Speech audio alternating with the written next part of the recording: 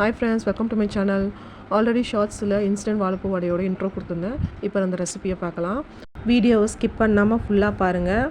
வாழைப்பூவை time save பண்ணி எப்படி clean பண்ணி முடிக்கிறதுன்னு ட்ரிக்ஸ் சொல்லியிருக்கேன். வாழைப்பூவை நரம்பெல்லாம் எடுத்து க்ளீன் பண்ணி அதை குட்டி குட்டியாக கட் பண்ணி கொஞ்சம் தண்ணியில் மோர் கலந்து அதில் ஊற போட்டு வச்சுக்கோங்க. ஒரு 10 நிமிஷம் ஊறணும். அப்போ தான் வாழைப்பூ கருத்தும் போகாது, டேஸ்ட்டும் நல்லாயிருக்கும். ஒரு பவுல் எடுத்துக்கோங்க. வாழைப்பூவை நல்லா தண்ணி இல்லாமல் இருக்க பிழிஞ்சு பவுலுக்கு ட்ரான்ஸ்ஃபர் பண்ணிடுங்க. வாழைப்பூவை க்ளீன் பண்ணுறது மட்டும்தாங்க வேலை. க்ளீன் பண்ணி முடிச்சிட்டோம்னா இது ரொம்ப ஈஸியாக இன்ஸ்டண்ட்டாக செஞ்சு முடிச்சிடலாம். ரொம்ப சிம்பிள் தான். நம்ம ஃபேமிலி மெம்பர்ஸ்க்கு தோசை ஊற்றும் போது நம்ம சைடில் இதை எடுத்து வச்சு அப்படியே க்ளீன் பண்ணிக்கிட்டே கட் பண்ணி முடிச்சிடலாம். எனக்கு 2 பேருக்கு தோசை ஊற்றுற டைம் தான் ஆச்சு. ஒரு சின்ன பூவை நான் க்ளீன் பண்ணி கட் பண்ணி முடிச்சுட்டேன். ஸோ இந்த ட்ரிக்கை ஃபாலோ பண்ணுங்கள். இப்போ நல்லா இருக்க பிழிஞ்சு ஒரு பவுலுக்கு ட்ரான்ஸ்ஃபர் பண்ணக்கப்புறம் 1/2 டீஸ்பூன் சீரகம் சேர்த்துக்கோங்க.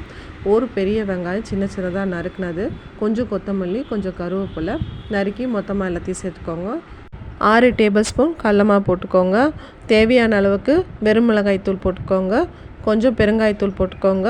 தேவையான அளவுக்கு உப்பு போட்டுக்கோங்க. பெருங்காயத்தூள் வீடியோவில் ஸ்கிப் ஆகிடுச்சு, நீங்கள் சேர்த்துக்கோங்க. இதோடு சேர்த்து 2 டேபிள் ஸ்பூன் அரிசி மாவு போட்டுக்கோங்க. ஒரு 3 டேபிள் ஸ்பூன் தண்ணி மட்டும் ஊற்றுக்கோங்க. ரொம்ப ஊற்றக்கூடாது. ரொம்ப ஊற்றினா உங்களுக்கு வடை சரியாக வராது.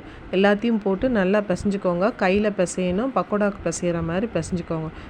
அடுப்பில் கடாய் வச்சுக்கோங்க. தேவையான அளவுக்கு எண்ணெய் ஊற்றிக்கோங்க. அடுப்பு சிம்மில் தான் இருக்கணும். வாழைப்பூ வேக லேட் ஆகும்.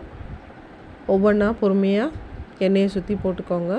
2 பக்கமும் பொன்னிறமாக வேக விட்டு எடுத்தோம்னா இன்ஸ்டன்ட் வாழைப்பூ வடை ரெடி. இது ரொம்ப டேஸ்ட்டாக இருந்துச்சு. நீங்களும் ட்ரை பண்ணி பாருங்கள். ட்ரை பண்ணிவிட்டு எப்படி இருந்துச்சுன்னு எனக்கு கமெண்ட்டில் சொல்லுங்கள். என்னோட இந்த ரெசிபி பிடிச்சிருந்ததுன்னா லைக் பண்ணுங்கள், ஷேர் பண்ணுங்கள், கமெண்ட் பண்ணுங்கள், சப்ஸ்கிரைப் பண்ணுங்கள். Bye friends.